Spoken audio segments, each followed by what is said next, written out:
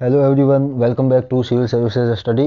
यह है test number 14 for UPSC 2021 prelims. तो स्टार्ट करते हैं क्वेश्चन नंबर 1 के साथ में। देखिए, consider the correct statements about financial stability and development council FSDC। Financial stability and development council के संदर्भ में स्टेटमेंट्स देखिए। जैसे फर्स्ट है, it was set up in the year 2010 and its chairman is finance minister. Second, its members include the heads of financial sector regulators। इसमें देखिए कौन सा सही है। The correct option is C, both 1 and 2। यह है Financial Stability and Development Council was set up in the year 2010 and it is chaired by Finance Minister। जो Finance Minister वो इसके चेयरपर्सन है।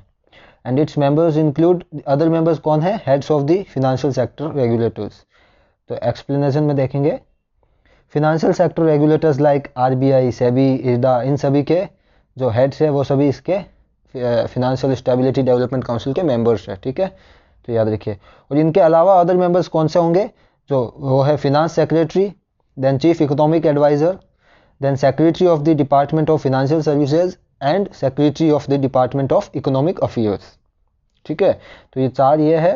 एंड जो भी फिनेंशियल सेक्टर रेगुलेटर्स है उनके हेड एंड जो फिनांस मिनिस्टर है वो है चेयरपर्सन। तो ये याद रखिए। अब सेकंड क्वेश्चन देखेंगे, consider the correct statements about the law commission of India. Law commission of India के संदर्भ में फर्स्ट है, it is a constitutional body and its recommendation are binding on the government. Second, the first law commission was chaired by lord Macaulay. Third, the first law commission of independent India was chaired by MC Setalvad. तो correct code choose कीजिएगा। यहाँ इसका correct option है B, जिसमें only 2 and 3 है। तो ये देखेंगे, the first law commission was chaired by lord Macaulay. Third में है, the first law commission of independent India was chaired by MC स्टेलवार्ड।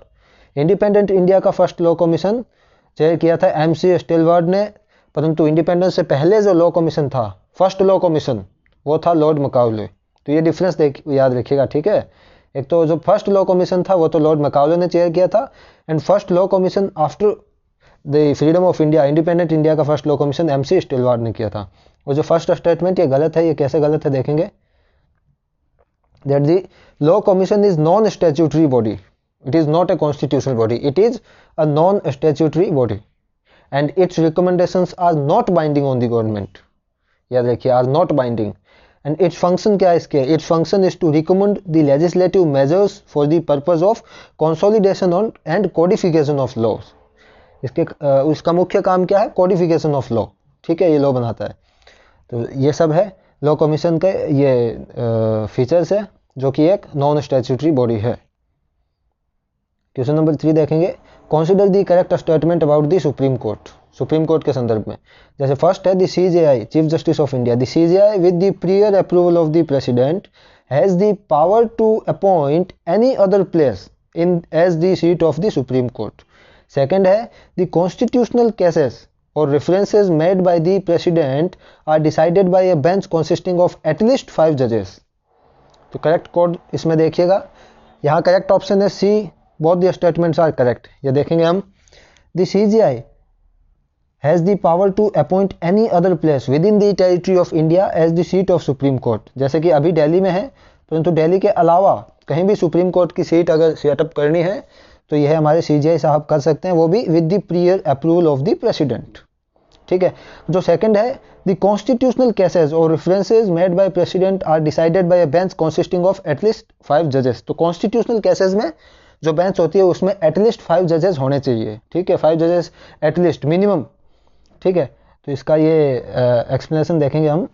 And all the other cases other than the constitutional cases, all the other cases are usually decided by bench consisting of not less than 3 जजेस। इस other cases के लिए जो bench होती है उसमें कम से कम 3 जज होना चाहिए, और कॉन्स्टिट्यूशनल केसेस में 5 जजेस। ठीक है, तो ये सुप्रीम कोर्ट के बारे में। अब कंसीडर दी करेक्ट स्टेटमेंट्स, जिसमें फर्स्ट है, the parliament can confer on the supreme court the power to issue writs for other purposes also. Second, the writ jurisdiction of high court is wider than that of the supreme court. सही कौन सा है देखेंगे, तो यहाँ option है C, both the statements are correct. First देखिए, the parliament can confer on the supreme court the power to issue writs for other purpose also. Also. जैसे कि सुप्रीम कोर्ट रिट इशू करता है under article 32 only for the enforcement of fundamental rights, but the parliament can authorise or confer the power to supreme court to issue the writs for other purpose also. Parliament supreme court को authorise करता है जो fundamental rights के अलावा किसी other purpose या matter के लिए रिट इशू करने के लिए ये एम्पावर करता है, पार्लियामेंट कर सकता है। और सेकंड में the writ jurisdiction of the high court is wider than that of the supreme court. यह स्टेटमेंट सही है, याद रखिएगा। इसका एक्सप्लेनेशन में देखेंगे हम। यह है supreme court under article 32 issue writs only for the enforcement of fundamental rights, ये only for the enforcement of fundamental right, but the parliament can authorise it to issue writs for other matters also. तो याद रखिएगा, हालांकि under article 32 के अंदर में ये only for enforcement of fundamental rights के लिए रिट इशू कर सकता है सुप्रीम कोर्ट, परंतु पार्लियामेंट उसे ऑथराइज कर सकता है अदर मैटर्स के लिए रिट इशू करने के लिए, ठीक है। सेकंड ये the high court under article 2 to 6 can issue writs for fundamental right as well as for any other purpose. Article 2 to 6 के अंडर में high court fundamental rights as well as any other matter के लिए भी writ issue कर सकता है। तो क्या हुआ, so it's jurisdiction is wider than that of the supreme court. तो हाई कोर्ट का रिट जुरिसडिक्शन है वो सुप्रीम कोर्ट से वाइडर है। तो ये रिट जुरिसडिक्शन के बारे में डिफरेंस। क्वेश्चन 5 देखेंगे, consider the correct statements in respect of the office of comptroller and auditor general of India, CAG के ऑफिस के बारे में। फर्स्ट है, the salary and other service conditions are equal to that of the जज of high court. Second, CAG submits three audit reports to the president. सोचिएगा, यहाँ correct option है B, only second ही सही है, जिसमें CAG submits 3 audit report to president, 3 audit report submit करते हैं कैग, वो भी राष्ट्रपति साहब को। ये सही है। ये फर्स्ट स्टेटमेंट गलत है, क्योंकि दी salary and other service conditions are not equal to जज of high court, but the salary and other conditions of CAG are equal to that of the supreme court जज, ठीक है। ये देखिए, कैग के लिए आर्टिकल है 148 and CAG is the head of Indian audit and accounts department, ये याद रखिए। And the salary and other service conditions are equal to that of the supreme court जज।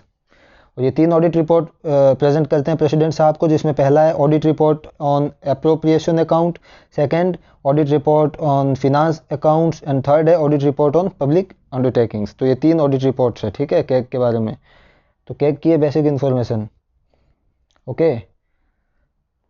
अब move on to next question 6, consider the correct statements about the Central Vigilance Commission, CVC, central vigilance commission के संदर्भ में।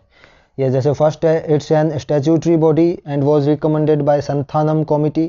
Second, the salary allowances and other service conditions of the central vigilance commissioner are similar to that of the chairman of UPSC. देखेंगे, the correct code is C, both 1 and 2, both the statements are correct with regard to central vigilance commission. तो यह एक statutory body है and it was recommended by the Santhanam committee, Santhanam committee का नाम याद रखना है। और इसके जो सेंट्रल विजिलेंस कमिश्नर की सैलरी अलाउंसेस वो सुप्रीम यूपीएससी चेयरमैन के इक्वल होती है, ठीक है। The salary allowance and other service conditions of central vigilance commissioner are similar to that of the chairman of UPSC. देखेंगे, ये देखिए, central vigilance commission was established in the year 1964 and it is a multi-member body and all the members are appointed by the president. Question 7 देखने, which among following is not a fundamental duty? Which among following is a not a fundamental duty? जैसे first है, to uphold and protect the sovereignty, unity and integrity of India. Second, to defend country and render national service when called upon to do so. Third, to promote international peace and security. Fourth, to safeguard public property and to abjure violence. इसमें से कौन सा fundamental duty नहीं है? सोचिए। तो इसका सही ऑप्शन है थर्ड, यह फंडामेंटल ड्यूटी नहीं है क्या? To promote international peace and security. यह तीनों 1, 2 and 4 ये तीनों ही फंडामेंटल ड्यूटीज़ है, ठीक है। और ये फंडामेंटल ड्यूटी नहीं है, तो ये क्या है? To promote international peace and security is a directive principle, ठीक है। क्वेश्चन 8 देखेंगे, the right to travel abroad is under, right to travel abroad किसके अंडर में है? 19 में है, 21 में है या 29 में है, या none of the above? The correct option is second, article 21। Right to travel abroad is under article 21। यहाँ याद रखना एक पॉइंट, जो राइट टू ट्रेवल और movement of inside the country within the territory of India, right to travel within the territory of India, ये तो है article 19 के अंडर में, परंतु राइट टू ट्रेवल अब्रॉड है आर्टिकल 21 के अंडर में। तो ये दो याद रखना है, 19 और 21 के संदर्भ में। तो ये ट्रेवल अब्रॉड क्या है, 21 के अंडर में। ये क्वेश्चन 9 देखेंगे, consider the correct statements. First है the term untouchability has not been defined either in the constitution or in any of the act. Second, the 69th Constitutional Amendment Act of 1992 provided a special status to Union Territory of Delhi and redesignated it as the National Capital Territory of Delhi। Correct code देखेंगे, सोचिए इसमें से कौन सा सही कौन सा गलत है। तो ये इसका ऑप्शन है सी, दोनों ही सही है, जिसमें the term untouchability has not been defined either in the constitution or in the act. Untouchability word को कहीं डिफाइन नहीं किया गया है, कॉन्स्टिट्यूशन और किसी एक्ट में नहीं डिफाइन है ये, ठीक है। और ये जो दिल्ली को national capital territory of Delhi किस एक्ट के द्वारा कहा गया, ये 69th constitutional amendment act of 1992, इसने दिल्ली को national capital territory of Delhi घोषित किया, ठीक है। अब क्वेश्चन 10 देखेंगे, consider correct statements and choose the correct code, जिसमें फर्स्ट है until parliament provides all the proceedings of supreme court and that of the every high court must be in english language only, ठीक है। second, until parliament provides authoritative texts of all the bills, acts, ordinances, orders, rules of central and state government must be in english language only।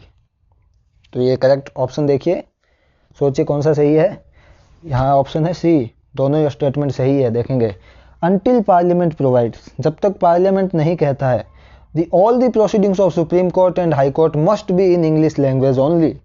जब तक parliament empower ना करे या नहीं कहे, तब तक सुप्रीम कोर्ट और हाई कोर्ट के सभी प्रोसीडिंग्स ओनली इंग्लिश लैंग्वेज में ही होनी चाहिए, ये कंपलसरी मैंडेटरी है, ठीक है। और ये देखिए सेकंड, अनटिल पार्लियामेंट प्रोवाइड, जब तक पार्लियामेंट ना कहे, all the authoritative text of bills, acts, ordinances of the central and state government must be in English language only. ये दो स्टेटमेंट्स बहुत इंपॉर्टेंट बनते हैं, ठीक है। That's all, thank you.